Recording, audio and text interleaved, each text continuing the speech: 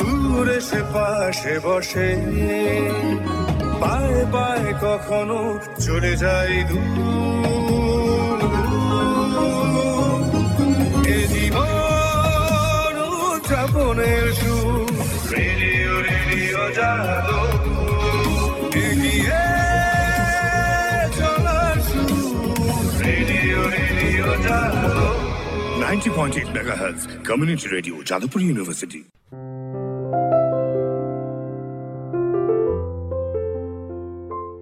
আপনারা শুনছেন community radio JU 90.8 মেগাহার্টসে। আজকের অনুষ্ঠান আলোচনা, আমাদের বিষয় হচ্ছে আধুনিক বাংলা কবিতা, ইতিহাস ও বিবর্তন। আমি মোহাম্মদ লিয়াকত আলী, সঙ্গে রয়েছেন কবি শ্রী ঋত্বিক ঠাকুর। 50 বছরের বেশি সময় ধরে তিনি কবিতার জগতে রয়েছেন এবং নিজেকে সর্বক্ষণের কবি হিসাবে মনে করেন। তাহলে শুরু করা যাক আমাদের আজকের আলোচনা। হ্যাঁ লিয়াকত ভাই, আলোচনার আগে আমি অবশ্যই এই যে আজকে আলোচনা চক্রে উপস্থিত হতে পেরেছি এজন্য আপনাকে এবং এই যাদবপুর ইউনিভার্সিটির 90.8 মেগাহার্টস এই রেডিও, তাদেরকে আমার অন্তরের ভালোবাসা জানাচ্ছি। আমার খুব ভালো লাগছে যে আপনারা যে আলোচনার আজকে উত্থাপন করেছেন, বাংলা কবিতা কী করে আধুনিক হলো এবং আধুনিকতার বিবর্তন বাংলা কবিতায়। পৃথিবীর সবচেয়ে আদিমতম যে মাধ্যম সাহিত্যের, সেটা হলো কবিতা। এক সময় আপনারা বা আমরা জানি যে আমাদের কোনো লিপি ছিল না, আমরা লিখতে পারতাম না, আমরা বিভিন্নভাবে কথা বলতাম এবং সেই কথাগুলো যাতে বলতে পারি, মানুষ মনে রাখতে পারে, তাই আমরা তখন শ্রুতির সাহায্য নিতাম। আমরা জানি যে পৃথিবীর অনেক বড় বড় গ্রন্থ, রামায়ণ বলুন, মহাভারত বলুন, সবটাই শ্রুতি। তাই শ্রুতি কী করে হয়? শ্রুতি মানেই তার যদি সুর থাকে বা গান থাকে বা ছন্দ থাকে, তাহলে সেই শ্রুতিটা মানুষ মনে রাখতে পারে, শ্রুতি ধারণ করতে পারে। সেক্ষেত্রে কবিতাই মানুষের আদিম ভাষা ছিল। সেই ভাষা ক্রমশ এগিয়েছে সভ্যতার সঙ্গে এবং মজার ব্যাপার যে এখন আমরা যে পৃথিবীতে দাঁড়িয়ে আছি, এই যোগাযোগ সর্বস্ব যুগে, যখন ভাষা বিভিন্ন মাধ্যমে সংযোগের মাধ্যম হয়েছে, তখন কোথাও যেন কবিতার প্রতি বৃহত্তর মানুষের আর কোনো আকর্ষণ নেই। একটা সময় কবিতার মধ্যে দিয়ে আমরা নিজেদের সঙ্গে যোগাযোগ রাখতাম ভাষা বলে, আজ বোধ হয় সেটা হারিয়েছে। সেই দিক থেকে দাঁড়িয়ে আমার মনে হয় না, হয়তো এটা আমার ভাবনা ভুল, কারণ আপনারা কিন্তু এরকম একটি আলোচনাকে চেয়েছেন এই যাদবপুর ইউনিভার্সিটির কমিউনিটি রেডিও। তো আমি খুব খুশি, খুব আনন্দ পাচ্ছি, কারণ আপনি বলেছেন আমি কবিতার হোল টাইমার। আমার মনে হয় আপনিও তাই। আমরা হোল টাইমার কেন বলছেন সেটা তো জানি না, কিন্তু হোল টাইমার, এমনকি যিনি বাড়িতে কবিতা লেখেন না, তিনিও কবিতার হোল টাইমার। কোনো না কোনোভাবে তিনি শব্দ গাঁথছেন, আমার মনে হয়। সেই জন্য আমরা সবাই হোল টাইমার। যিনি পড়েন তিনি কি হোল টাইমার নন? কবিতা পাঠক, তিনিও তো হোল টাইমার। তিনি একটা ভালো কবিতা খোঁজেন, তা খুঁজতে গেলে তো সময় দিতে হয়, সেটাই কথা। বলুন আপনার ভাবনা বলুন লিয়াকত ভাই, আপনি নিজেও তো একজন কবি, আপনি কিভাবে দেখছেন বিষয়টা? আমি কি খুব অন্য রাস্তায় চলাফেরা করার কথা বলছি, নাকি ঠিক লাইনেই আছি? না, আপনি ঠিকঠাকই চলছেন। আমার জিজ্ঞাসু মন যে প্রশ্নটা আপনাকে করতে ইচ্ছা করছে, আধুনিকতা, এই পরিপ্রেক্ষিতে আপনি বাংলা আধুনিক কবিতাকে কিভাবে দেখছেন? দেখুন, আধুনিকতা তো কোনো একটা বিশেষ সংজ্ঞা কিছু নয় না। আধুনিক কিন্তু আমরা সবসময় ছিলাম। মানুষ যেদিন প্রথম তার লিপি আবিষ্কার করলো, তারও আগে মানুষ নিজেকে বাঁচানোর জন্য তাগিদ অনুভব করেছে। প্রকৃতির দুর্বিপাক বিপর্যয় থেকে নিজেকে বাঁচানোর জন্য মানুষ যখন থেকে শুরু করেছে তার সেই প্রক্রিয়া, বেঁচে থাকার প্রক্রিয়া, সভ্যতার প্রক্রিয়া, সেই থেকেই মানুষ আধুনিক। এবং সঙ্গত কারণে ভাষা যখন মানুষ পেয়ে গেল, তখন ভাষার বিবর্তনও ঘটেছে এবং সেই প্রতিটি ক্ষণের বিবর্তনই হচ্ছে আধুনিকতা। এবং আধুনিকতা তো যে তাই, আমি রোজ যা খাই তার বাইরে অন্য কোনো খাবারের খোঁজ করা, আমি রোজ যা পোশাক পরি তার বাইরে অন্য কোনো পোশাকের খোঁজ করা, নতুন যা কিছু আমাদের অনুসন্ধান মানুষ সবসময় অনুসন্ধান করেছে। মানুষের সভ্যতার ইতিহাসই অনুসন্ধানের ইতিহাস, খোঁজ, সার্চ, কোয়েশ্চেন, কেন, কোথায়, কিভাবে, আরও কি আছে, এই জায়গাটা আমাদের সব সময় ভাবিয়েছে। এবং সেই কারণেই এক পর্ব থেকে, এক যুগ থেকে আর এক যুগে মানুষের যে যাওয়া, সেই যাত্রাপথ সবসময় আধুনিক। আর আধুনিক কোনো স্থিতাবস্থায় বিশ্বাস করে না। বাংলা কবিতায় আমরা যখন খুঁজতে বেরোই আধুনিকতা, অনেকে চর্যাপদের কথা বলেন, লুইপাদ, ভসুকিপাদ শুরু করে কাহ্নপাদ, এরা যে ভাষায়, তখন সে ভাষাটাও বাংলা ছিল, যে ভাষায় বা যে লিপিতে বাংলা কবিতা লিখেছেন, সেই যুগে নিরিখে 1000-1500 বছর আগে সেই ভাষাটি ছিল আধুনিক। আর আজকে যখন এই যুগে দাঁড়িয়ে এই 2024-এ একজন কবি বলছেন যে তার কবিতার ভাষা এবং গঠন শৈলী সব পাল্টে গেছে, আমি উদাহরণ পরে দেব একটু পরে, ওই কাহ্নপাদের চর্যাপদের সঙ্গে তার কোনো মিলই নেই, খুঁজেই পাবো না, দুটোই বাংলা ভাষা। তাহলে এই যে এত দিন ধরে 1000-1200 বছর ধরে যে কবিতা হাঁটলো, বাংলা কবিতা, তাকে তো অবশ্যই আধুনিকতার দিকেই পা বাড়ানো বলতে পারি। আমরা সেই দিক থেকে গর্বিত যে বাংলা ভাষা কিন্তু তার গতি হারায়নি, বরং বাঁক পরিবর্তন করেছে। যেটা রবীন্দ্রনাথের কথা তো আছে, কবিতার আধুনিক কাব্য সেই প্রবন্ধে তিনি বলছেন যে নদীর মতন যখন বাঁক পরিবর্তন করে তখন নতুন কিছু হয়। এখন বাঁক পরিবর্তন করেছে, তারপর নতুন কিছু হয়েছে কি না সেটা তো মহাকাল বিচার করবে, পাঠক বিচার করবে। তবে এটা ঘটনা যে কবিতার ভাষা, কবিতার আঙ্গিক অনেক অনেক আধুনিক হয়েছে, এইটুকুই বলতে পারি। আমি একটু সংযোজন করছি, মানে চর্যাপদ থেকে শ্রীকৃষ্ণ কীর্তন, এটা একটা স্টেজ, আবার শ্রীকৃষ্ণ কীর্তন থেকে মঙ্গল কাব্য, মঙ্গল কাব্য থেকে নাচ সাহিত্য, মানে আধুনিকতা এইভাবে হাঁটতে হাঁটতে আজকের দিনে এসে পৌঁছেছে। তার সঙ্গে আমি আরেকটা কথা বলতে চাইছি, আজকে যেটাকে আমরা আধুনিক বলছি, তাহলে 100 বছর পর সেটা কি আধুনিক থাকবে না থাকবে না? তোমার এটা আলোচনার মধ্যে খুব প্রাসঙ্গিক ঘটনা হচ্ছে যে 100 বছর পরে, অর্থাৎ 2124 সালে, এই সময়ের লিখিত কবিতা যেমন আধুনিক ছিল, তখনও সেই যুগের পাঠকের কাছে আধুনিক থাকবে। রবীন্দ্রনাথের লেখা প্রচুর কবিতা আছে যেগুলো কাল গণ্ডি ছাড়িয়ে সবসময় আধুনিক থেকেছে। আমি এমন অনেক কবিতা বলতে পারি, আজকের প্রেক্ষিতে রবীন্দ্রনাথকেই আনছি, যে শুধু বিঘে 2 ছিল মোর ভূমি, আর সবই গেছে ঋণে, বাবু বলিলেন বুঝেছ উপেন, ও জমিন ওইব কিনে। তো আমি আর দীর্ঘ করছি না।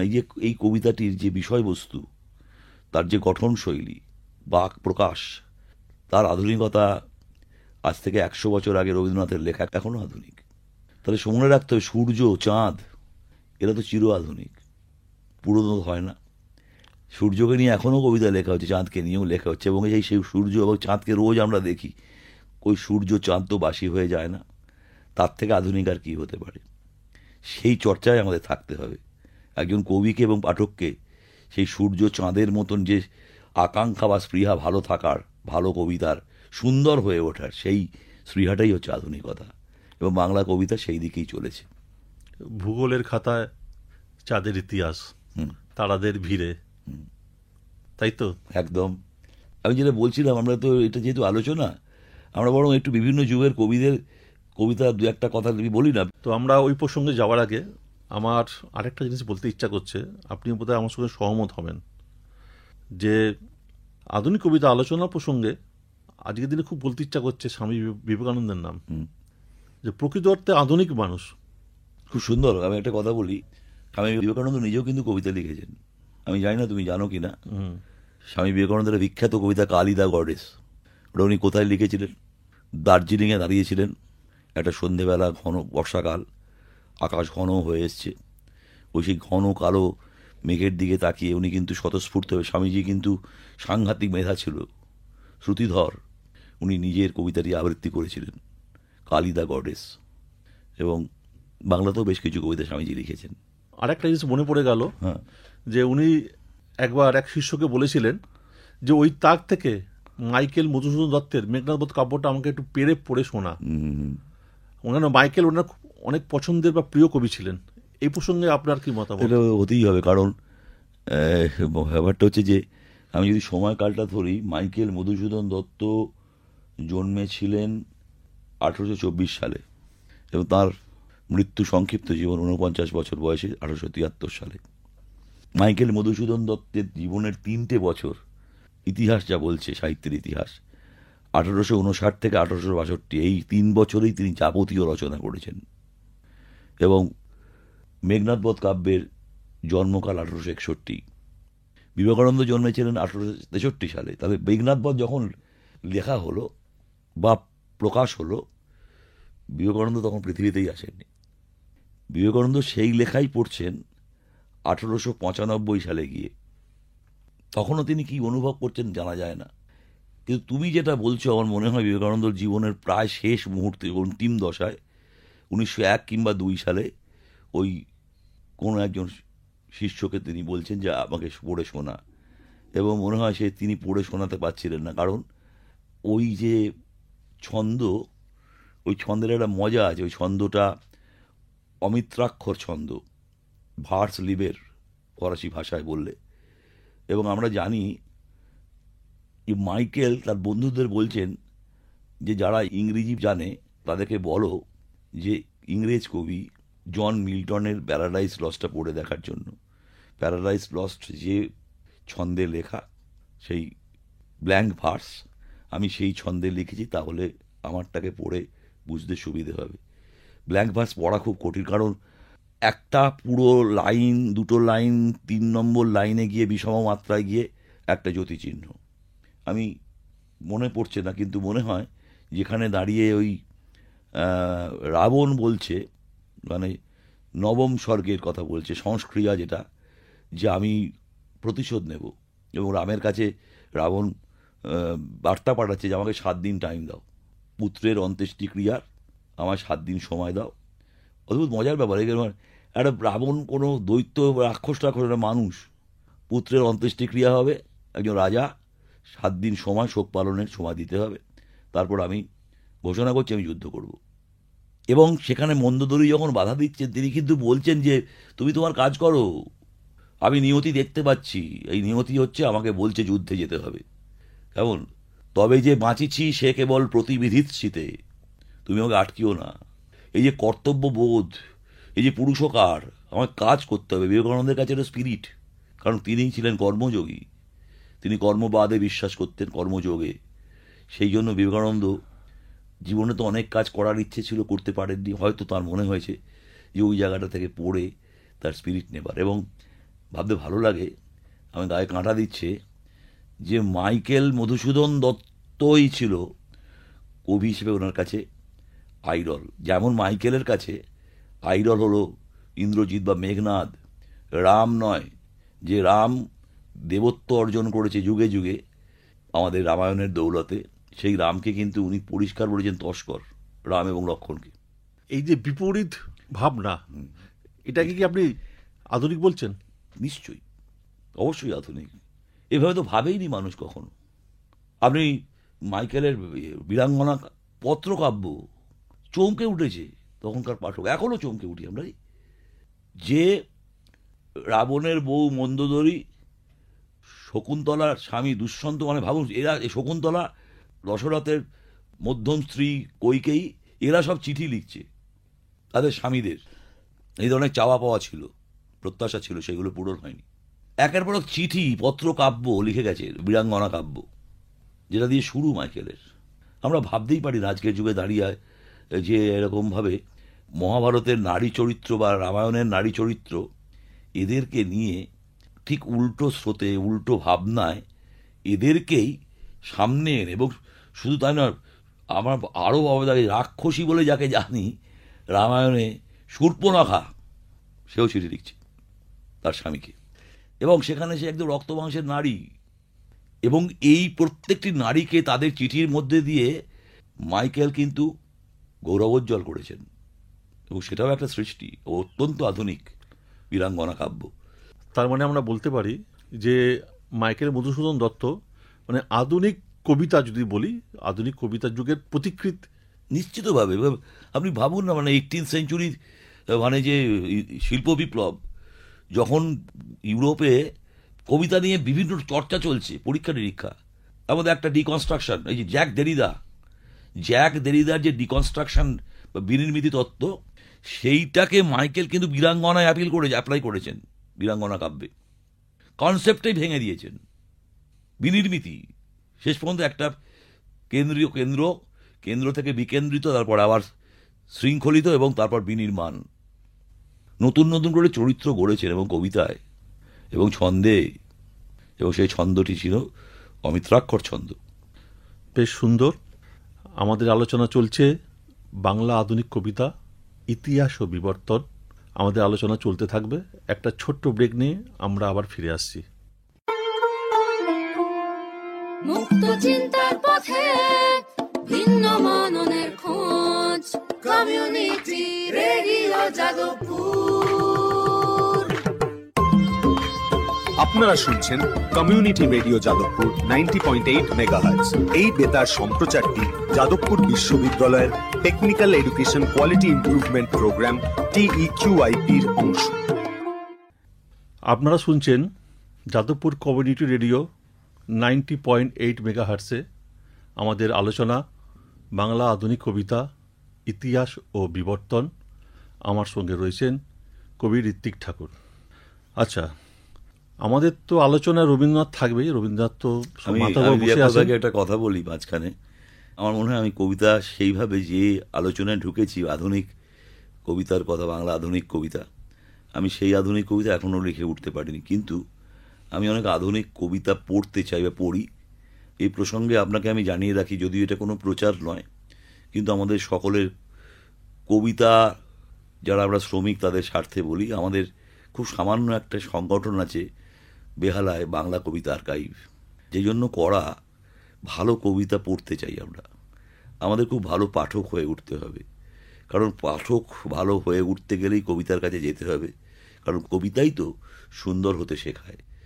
আচ্ছা, আমরা যে প্রসঙ্গে ছিলাম, যেটা বলতে চাইছি আমি, যে রবীন্দ্র বলয় সেরে যেসব কবিরা বেরোতে চেয়েছেন তাদের সম্পর্কে আপনি কি বলবেন? কেউ বেরোতে পারেনি, সবাই চেষ্টা করেছে, শেষ পর্যন্ত সবাই রবীন্দ্রনাথে ফিরে গেছে। ব্যতিক্রম যদি কেউ থাকেন, আমার মনে হয় যে চেষ্টা করেও বেরিয়েছেন অনেকাংশে, তিনি হচ্ছেন বিষ্ণুদে এবং পরবর্তীকালে অরুণ মিত্র।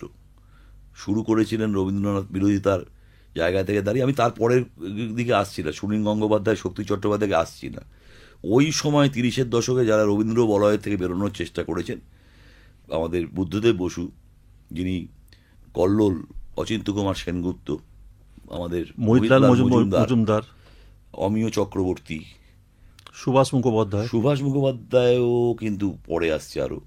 আমি ওই সময়টাকে ধরছি, যারা জন্মেছেন 1920 সাল থেকে 30-এর মধ্যে, সেই কবিরা তারা কেউই কিন্তু আমার ধারণায় রবীন্দ্রনাথের বিরোধিতা করেছেন ঠিকই, রবীন্দ্রনাথকে আধুনিক বলেননি, তিনি রবীন্দ্রনাথ আধুনিক হতে পারেননি, তারা অনেক যুক্তি দেখিয়েছেন।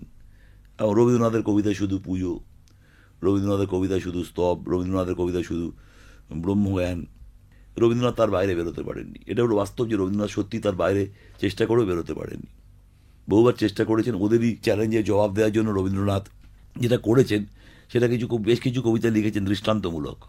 পয়ারকে ভেঙে ভাঙা পয়ার করেছেন, কিনুগোয়ালার গলি, দোতলা বাড়ির লোহার গড়াদে দেয়া একতলা ঘর পথের ধারেই, লোনা ধরা দেওয়ালেতে মাঝে মাঝে ধসে গেছে বালি, মাঝে মাঝে স্যাঁতা পড়া দাগ, মার্কিন ধানের মার্কা একখানা ছবি, সিদ্ধিদাতা গণেশের দরজার পরে আঁটা, আমি ছাড়া ঘরে থাকে আর একটা জীব, সেটা টিকটিকি।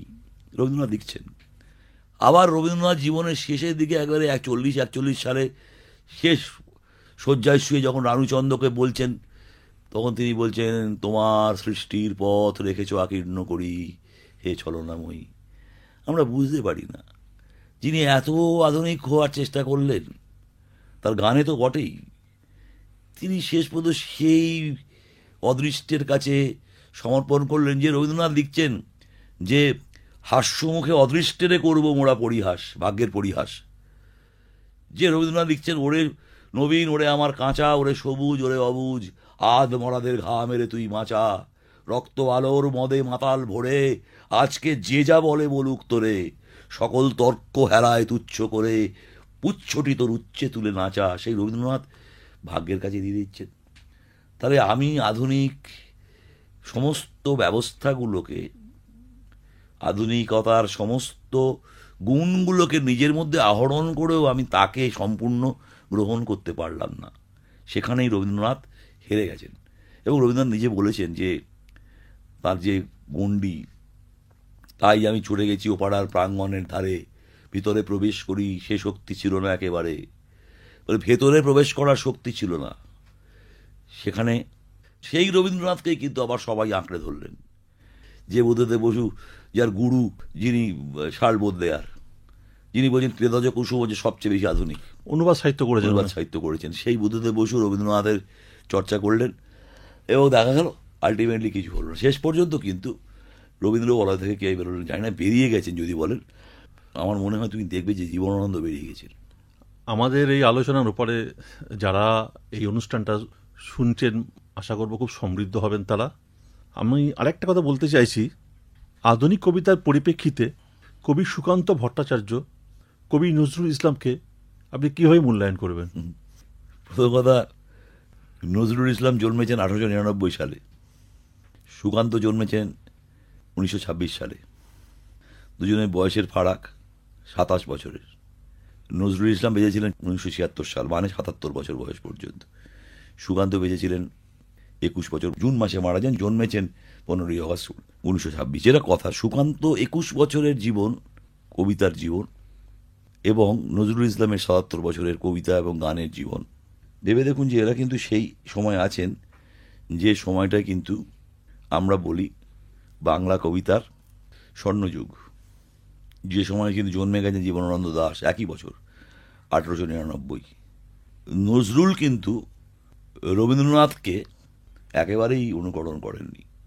নজরুলের অগ্নিবীণা যদি পড়েন, সাম্যবাদী পড়েন, আপনি দেখবেন নজরুলের চর্চাটাই অন্য। আমরা মনে আছে নজরুল ইসলাম কিন্তু কবি হতেই আসেননি, তিনি বলছেন নিজেই তিনি একজন সৈনিক, তিনি যুদ্ধ করেছেন। তার কবিতা কামাল পাশা বিখ্যাত, সেই যুদ্ধেরই প্রতিফল। তিনি যুদ্ধ করে এখানে এসে তারা তো কলম ধরলেন, এবং যখন কলম ধরলেন তখন সাংঘাতিকভাবে ধরলেন, এবং সেখানে রবীন্দ্রনাথের কোনো জায়গায় কোনো রকম প্রভাবই নেই। নজরুল ইসলাম যেসব কবিতা লিখেছে আমরা তো জানি, সরা জানিতে পোড়া বার্তাকু এনেছি খাস, কত শত কোটি ক্ষুধিত শিশুর ক্ষুধা নিঙাড়িয়া কাড়িয়া গ্রাস। এলো কোটি টাকা, এলো না স্বরাজ, টাকা দিতে না রে ভুখারি সমাজ, মার বুক হতে ছেলে কেড়ে খায়, মোরা বলি বাঘ খাও হে ঘাস। ছেলের কেড়ে খাওয়া, মার কোল থেকে দুধ, সেই ছেলে হলো বাঘ। তার মানে সে প্রতিশ্রুতি আগামী দিনের। এর থেকে বড় আধুনিকতা কি হতে পারে? সুকান্ত ভট্টাচার্য, সুকান্ত ভট্টাচার্য আমার কারণ আমি জানি না কেন যে যারা কাব্যপ্রেমী বা কাব্য সমালোচক তারা কেন সুকান্তকে নম্বর দেন না। এত বড় কবি এত কম বয়সে খুব কম আছে। আমি একটা জিনিস বলি যে যারা জনপ্রিয় করেছেন সুকান্তর কবিতাকে গান গেয়ে সুর দিয়ে, সলিল চৌধুরী এবং হেমন্ত মুখোপাধ্যায়, সুকান্তর গান কিন্তু আসলে তো কবিতা। রানার, সেই রানারের মধ্যে কি আশাবাদ ভাবুন, সামান্য রাগ হরকারা গ্রামের, ওই যে রানার রানার এ বোঝা টানার দিন কবে শেষ হবে, রাত শেষ হয়ে সূর্য উঠবে কবে। এই দুটো লাইন বললাম কারণ আমাদের আলোচনাটাও সংক্ষেপ করতে হবে। দুটো লাইনের মধ্যে কি রানার রানার এ বোঝা টানার দিন কবে শেষ হবে। 6 মাত্রায় যাচ্ছে, 6 মাত্রায় যাচ্ছে। তুমি ঠিক বলছো, তুমি চর্চা করো যেহেতু, তুমি ভেবে দেখো 6 মাত্রায় যাচ্ছে। এবং শুধু তাই নয়, এই যে ইন্টার রাইমিং, রানার রানার এ বোঝা টানার দিন কবে শেষ হবে, রাত শেষ হয়ে সূর্য উঠবে কবে। প্রচন্ড আশাবাদ, এই বোঝা তোমায় টানতে হবে না, ইট উইল এন্ড টুমরো। এই যে শেষ হবে, এই আশাবাদ, এটাই তো আধুনিকতা এবং তার পরীক্ষা নিরীক্ষা। সুকান্তের প্রচুর কবিতা আছে যে কবিতা তিনি ছন্দ ছাড়াও লিখেছেন। সীমান্তে আজ আমি প্রহরী, অনেক রক্তাক্ত পথ অতিক্রম করে আজ এখানে এসে দাঁড়িয়েছি স্বদেশের সীমানায়। তিউনিসিয়ায় পেয়েছি জয়, ইতালিতে জনগণের বন্ধুত্ব, ফ্রান্সে পেলাম মুক্তির মন্ত্র, আর নিষ্কণ্টক বার্মায় পেলাম ঘরে ফেরার তাগাদা। ঝরঝরে প্রিয়তমা সুকান্ত ভট্টাচার্য। এই সুকান্তই তো বলেছেন, ক্ষুধার রাজ্যে পৃথিবী গদ্যময়, পূর্ণিমা চাঁদ যেন ঝলসানো রুটি। সেই সুকান্ত যেমন বলছেন, আবার দীনেশ দাস কি বলছেন? দীনেশ দাস বলছেন, চাঁদের শত কাজ নহে তো, এ যুগের চাঁদ হলো কাস্তে। কাস্তে কবিতা বিখ্যাত।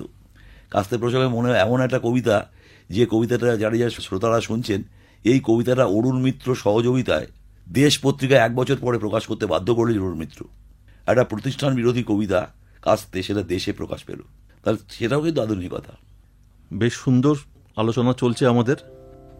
কমিউনিটি রেডিও জেইউ 90.8 মেগাহার্টসে আমাদের এই আলোচনা পর্ব পরবর্তীতে চলতে থাকবে। কেমন লাগছে আমাদের এই অনুষ্ঠান আপনারা ফোন করে জানাতে পারেন। ফোন নাম্বার হচ্ছে 033-2457-2620। এছাড়া আমাদের ইমেল নাম্বার আছে radiojeu@gmail.com। এই বিশেষ আলোচনার পরবর্তী পর্বে আমি মোহাম্মদ লিয়াকত আলী ও আমার সঙ্গে রয়েছেন কবি ঋত্বিক ঠাকুর। আমরা হাজির হচ্ছি, আপনারা শুনতে থাকবেন কমিউনিটি রেডিও জেইউ 90.8 মেগাহার্টসে।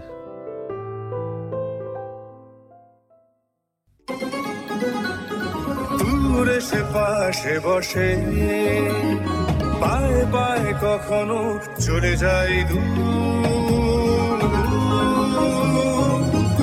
এ জীবন উদযাপনের সুর, রেডিও রেডিও যাদবপুর। এগিয়ে চলার সুর, radio radio Jadavpur. 90.8 megahertz, Community Radio, Jadavpur University.